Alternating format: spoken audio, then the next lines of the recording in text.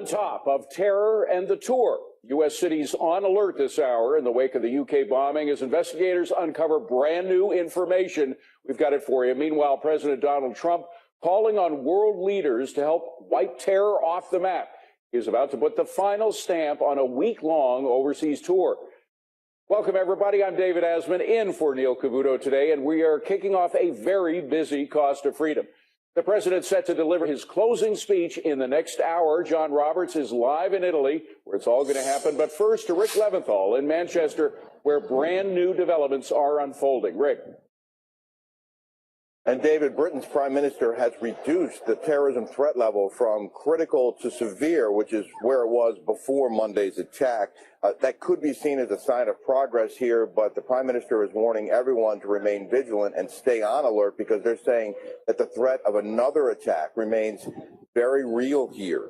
There is a 3-day bank holiday weekend that's now already begun, so a lot of people out on the street and a lot of events, but they're worried that people might be letting their guard down, and they're asking them not to do that. There was another raid this morning in connection with the Manchester Arena bombing. It's at least the 13th raid that's been carried out so far. This one also using a controlled explosion to gain access to a building where they arrested 2 more suspects. That means a total of 11 people are now in custody here with possible ties to terror and possible ties to a network that may have been supporting the suspected suicide bomber Salman Abedi, who authorities believe may have assembled his backpack bomb in a rented apartment about 2 miles from Manchester Arena just days before the bombing. Abedi may have gotten his training in Syria or Libya, where his father and brother are being held for questioning, but authorities are also concerned that he might have built more than one device, and that's why we're seeing armed police patrolling trains for the first time across the UK and extra security as part of the so-called Ring of Steel, protecting some 1,300 events that will be held across Great Britain this weekend. Meanwhile, this memorial in St. Anne's Square, a tribute to the 22 people killed in Monday's attack, the youngest of them just 8 years old.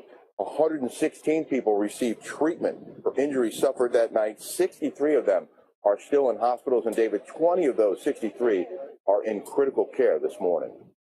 Rick, I'm just curious, even though they have ticked down the alert level of 1 notch, they must still be worried about other networks. Is there any sign that there is a terror network other than the one that they have focused on that led to these 11 arrests? Well, listen, MI5 has been incredibly busy over these past few months investigating any number of people. In fact, we're told that there were some 3,000 people under suspicion as part of 500 separate investigations. So the agency is overwhelmed. This was just one of many that they were investigating. Salman Abedi was on their radar as one of many people that they were looking at. So now they're tightening the cordon around the city of Manchester and the surrounding suburbs. They have obviously taken a lot of people into custody who may have connections to Abedi. But again, they're worried that he may have assembled more than one device, and there are other people they were already looking at.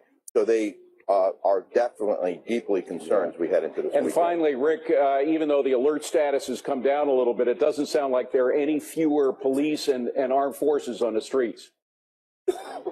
Just the opposite, more. We're seeing far more, and people who live here are seeing far more than they're used to seeing for the very reasons we've discussed. Rick Leventhal in Manchester. Rick, thank you very much. Well, U.S. cities are on alert this busy travel holiday weekend after another known wolf commits terror attacks. So the question is whether what happened over there will bleed into what's happening here. We have some guests with us, national security expert Rebecca Heinrichs and Zuhdi Jasser from the American Islamic Forum for Democracy. Rebecca, first U.S. authorities must be working very closely with U.K. authorities, sharing information. We know that there was this concern on the part of the UK authorities that perhaps somebody was leaking stuff that they shouldn't have about their investigation. But any signs so far that what happened over there could happen here or might happen here? Of course, there's always a risk that what happened there might happen here. Thankfully, we don't have the same degree of the problems that Europe has. Europe has sort of become a cautionary tale for the United States, the open borders, the flood of migrants coming from war-torn nations, the lack of assimilation in Islamic communities where many individuals are become budding jihadists by listening to their religious leaders and their parents, and they don't see themselves first and foremost as British citizens. They see themselves first and foremost as members of, this great Islamic community, the Ummah, where they take jihadism very, very extremely seriously. But we don't have that same problem here, but we do have some degree of that problem here. So we need to be on high alert. I thought the president's urging to drive out terrorists in our communities was very important that he gave in Riyadh. Very strong.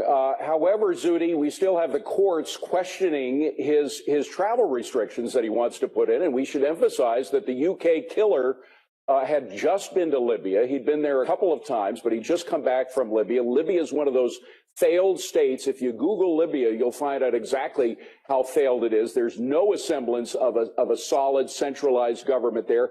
That's the reason the president wanted to keep people like the killer that we see there from coming here. Well, David, it's really not rocket science. And yet, while Muslims may be more assimilated in America, I think we're falling down the same slope, but just not as steeply as Europe.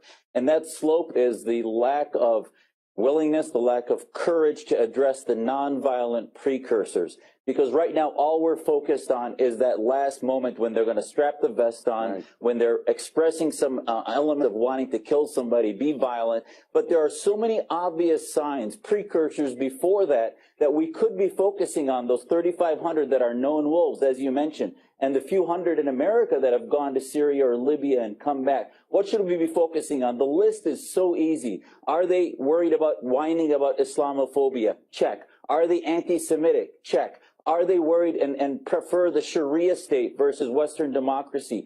Do they favor or blame, Western democracies for the death of Muslims? It looks like this guy's family and his close community, his mosque, as much as the mosque condemned ISIS, they had anti-Semitic screeds, homophobic right, screeds.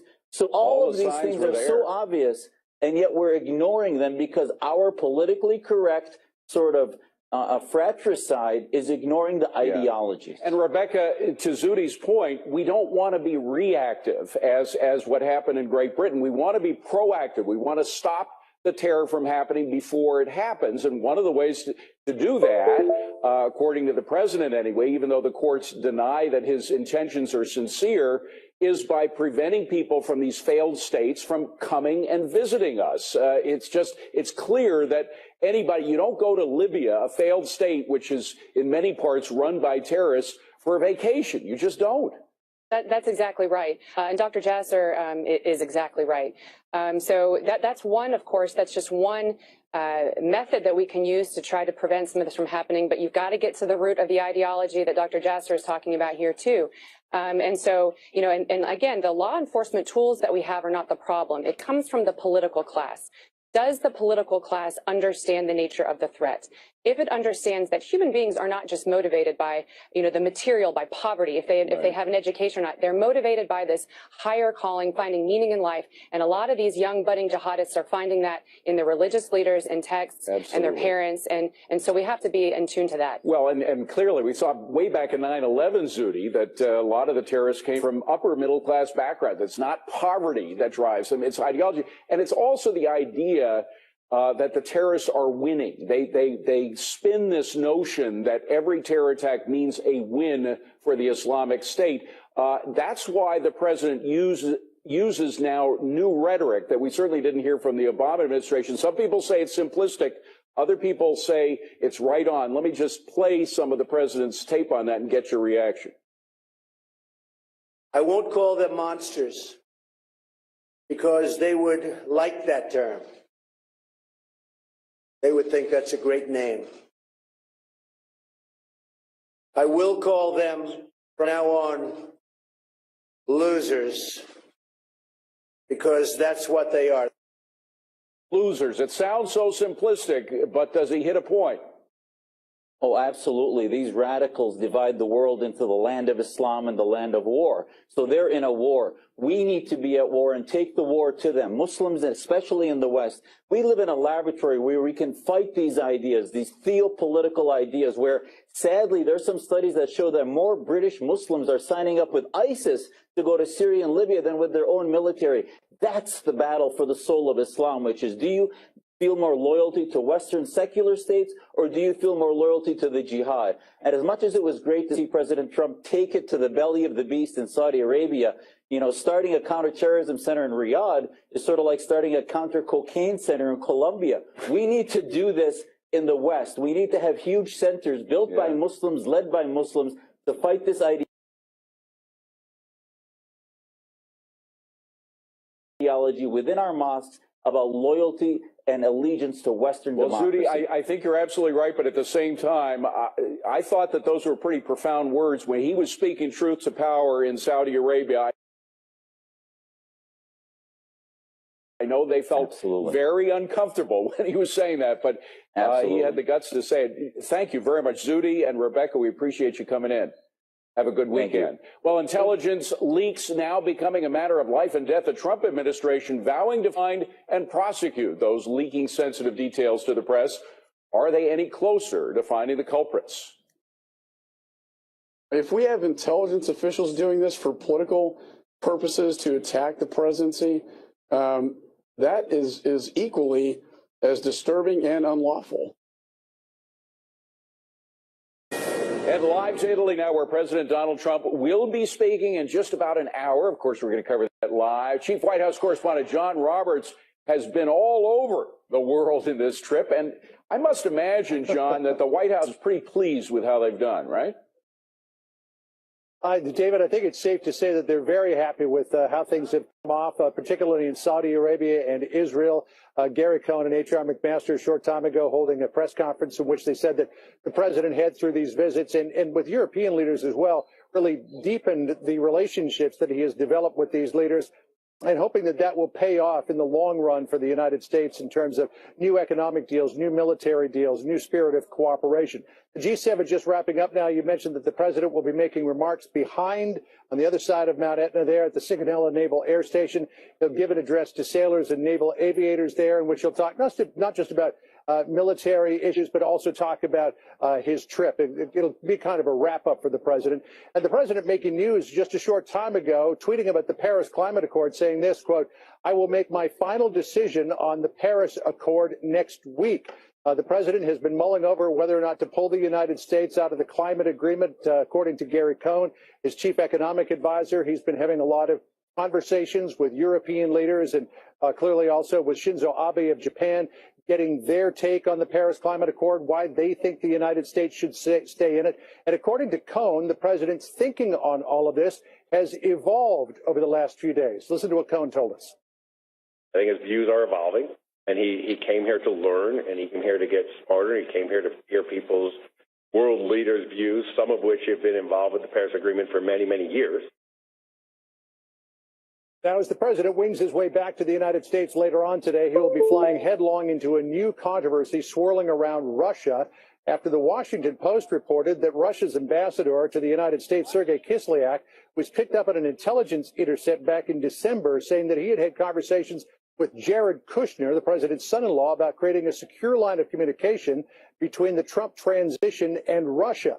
I've been talking with sources close to Jared Kushner who say, well, if there was such a conversation, it was likely to establish a secure line of communication from Lieutenant General Michael Flynn, who was also in that meeting, so that he would be able to talk back channel with Russian generals and get up to speed on Syria before the Trump administration took over. Reuters also has a story in which it says that Jared Kushner had 3 previously undisclosed conversations with Sergei Kislyak. 2 of those were phone calls, one in April and one in November. I got a statement from Jamie Gorelick, who is Jared Kushner's personal attorney, telling Fox News, quote, Mr. Kushner participated in thousands of calls in this time period. He has no recollection of the calls described. We have asked Reuters, the source of it, for the dates of such alleged calls so that we may look at it and respond, but we have not received such information.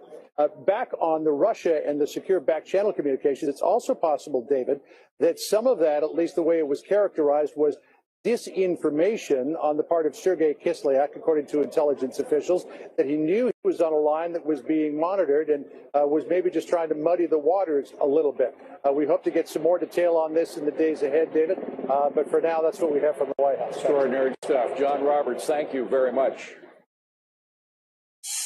I think if intelligence is leaked, that needs to be investigated and prosecuted. If we have intelligence officials doing this for political purposes to attack the presidency, that is equally as disturbing and unlawful. It is wrong, it is arrogant, it is disrespectful to the people of Greater Manchester, but mainly to the families who've lost loved ones and to those injured. And that's why I'm saying today, from the top of the American government, they should condemn it and they should tell it to stop right away.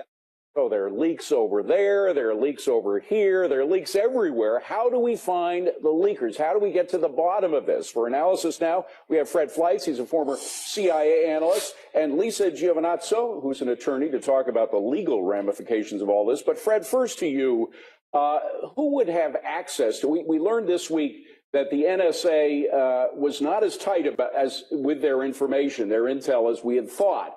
That, in fact, the FBI director gave us assurances that this NSA intel was not getting out. Well, we found out it was. So it seems that a lot of people had access to secure information. I think that's right. We're seeing an unprecedented number of leaks. In mid-2004, the Wall Street Journal ran an editorial called the CIA Insurgency because all the leaks to stop President Bush from being reelected. But this is leaks at a much greater level. And I think to address them, there has to be a significant house cleaning in federal agencies. And the president has to name throughout the government confirmable and non-confirmable positions to get these sensitive positions out of the hands of people put in place by the Obama administration. I think that would go a long way to addressing this problem. And Lisa, there has to be a price to pay. I mean, this is illegal stuff, leaking classified information. I'm smiling, but it's no joke. And some people feel so passionately about getting this stuff out that they are risking severe jail time, either that or they're not afraid. It's exactly right. You can face up to 10 to 20 years. This is all covered, by the way. Obviously, classified information cannot be leaked. But for certain individuals, any information, if you're an officer, a government employee, a contractor, all of that could be subject to prosecution to leak information. The Wall Street Journal information about the Kushner leak, if it's true, it may just be misinformation passed on by the Russians. But they cite just one source. The Washington Post cites several sources for the same story. If there are several sources, I'm just wondering if a conspiracy charge might be in the mix as well, maybe some kind of RICO conspiracy. Well, there could be. Now you're talking about whether or not reporters are involved in sourcing the information. Now remember, media in general hasn't been prosecuted on a very vast basis for receiving and publishing information. Well, nor do I think they should be, but on the other hand, the people leaking definitely should be. Well, right? The people leaking should be, and they are subject to stiff penalty and jail time. But if we do find that the media becomes part and parcel, they're aware of the leak, like when Trump's IRS records were leaked to the New York Times. Right. He put out a tweet saying, please publish this information. Was that then garnered? Did somebody in the IRS and somebody in the media participate in getting that information public? Fred, So very quickly, we're running out of time, but do you think that this comes from somebody in the Trump administration, somebody in the Trump team, or do you think it comes from a careerist that has an axe to grind against Trump? I think it's careerist. I also note that many of these leaks are attributed to current and former officials.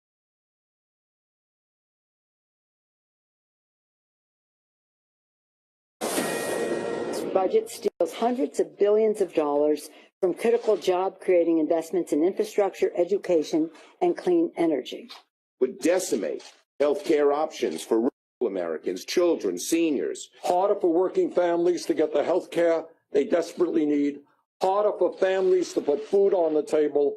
So the sky is falling. Children are going to be dying because of this Trump budget. You might think that they're draconian cuts, but in fact, it doesn't look that way when you actually read the thing. And we've got it right here. Steve Forbes has been along with me to look at this budget. And Steve, I go through the Trump budget and I look at, just take two line items from this Trump budget, Medicaid and Medicare. Medicaid, it's now at $368 billion. In 10 years, the Trump budget has it up to $518 billion. That's not a cut. That's a huge increase. Medicare, so that's the young. The old, it's now $588 billion in Medicare spending. In 10 years, it's going to be over $1 trillion. That's almost double. So how do they get these figures that everything is being cut to the bone? Well, on Medicaid, too, they leave out what the states are going to be spending. That's going to go up another $50+ billion in the next 10 years at least. So what we have here is typical Washington gobbledygook to confuse us. They have the assumption that the budget must grow a certain percent each year. So if it's supposed to go up 4% but only goes up 2%, that counts as a cut. Only in Washington would an increase count as a cut. So what they're proposing here is really kind of reforms that we had 20 years ago on welfare, where they try to turn welfare into workfare. On food stamps, you work if you can instead of just getting it as a handout. Try to get people back on their feet again. And that's what Mulvaney and Trump wants to do. Mick Mulvaney, who's the head of the OMB, they're the guys who put this budget together. He said it's much more compassionate to want to get people off of welfare than to keep them on. That's his point. I think he makes a good one. And that's how you get a real strong safety net, is with a strong economy and helping people rather than hurting people.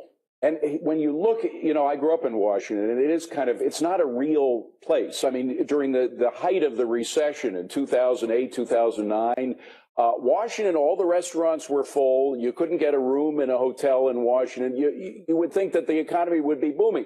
Outside of Washington, it was very different. And in the years of the Obama administration, from 2009 up until last year, median household income was flat. While the government keeps getting these raises, the individual American doesn't. Government gets money, individual Americans don't.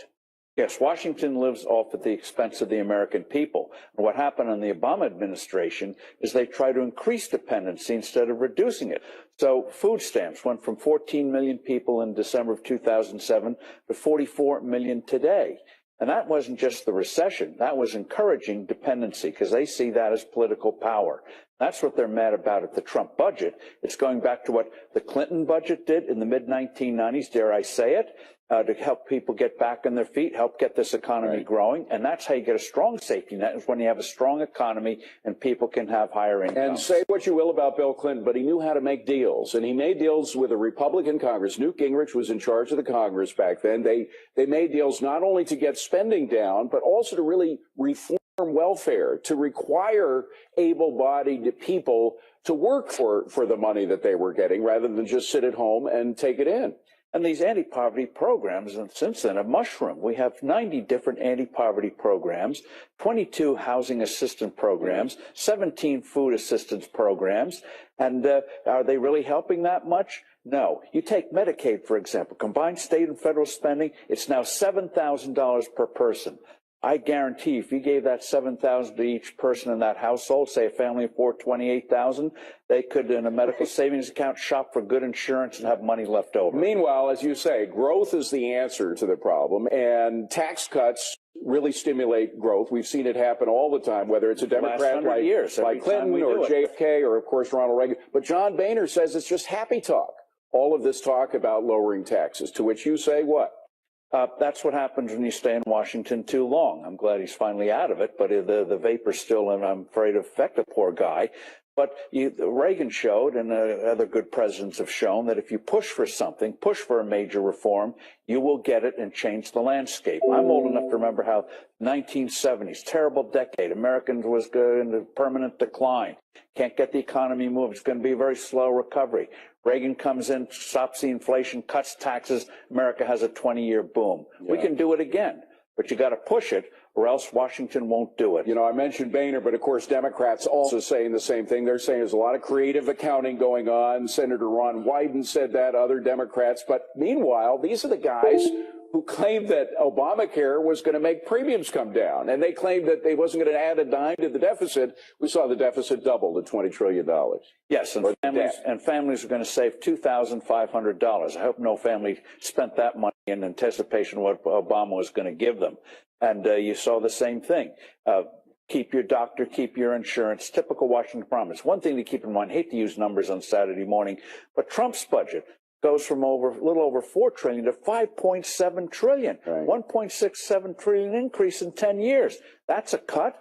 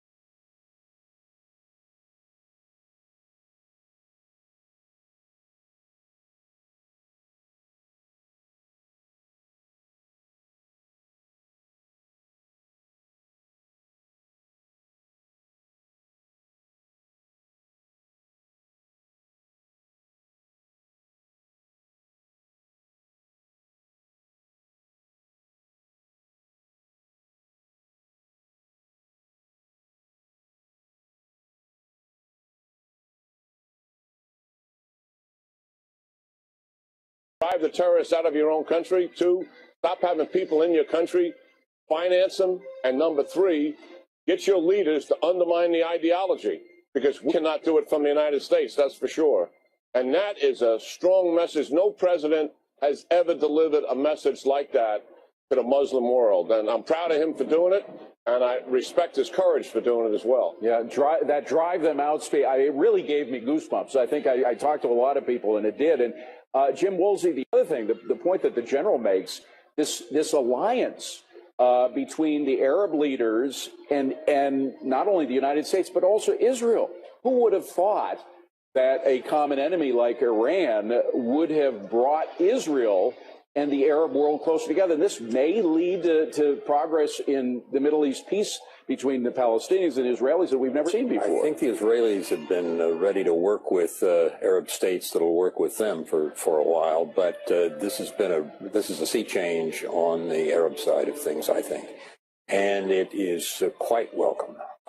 They are shifting gears, as Jack said, fundamentally toward the administration is toward working with the Sunnis and the countries that we've worked with many times in the past, and turning against Iran, which is absolutely essential. It is. I think it was the biggest mistake the Obama administration made to agree to that nuclear deal 2 years ago. I think it's the worst agreement the United States has ever signed. By the way, again, you can see Melania, the First Lady, and Donald Trump. Melania is actually going to introduce the president. The First Lady will introduce the president. General, I just quickly, if you can get in a comment about that, it really does look like peace may be achievable finally in Israel between the Palestinians and the Israelis because of this move against Iran. Well, I think we have a long way to go to get that peace, because both sides have intractable positions. But nonetheless, we've got a highly motivated president. General, I'm sorry, but I have to stop you because the First Lady, Melania Trump's about to speak. What a beautiful place. We had a great time here, and we did a lot of great stuff, and I want to thank you very much. This has been an incredible trip, and a great strides have been made. My husband worked very hard on behalf of our country, and I'm very proud of him. This trip has also been incredible for me as First Lady. In Saudi Arabia, I visited children at a local school and a call center with all-female employees. In Israel, I spent time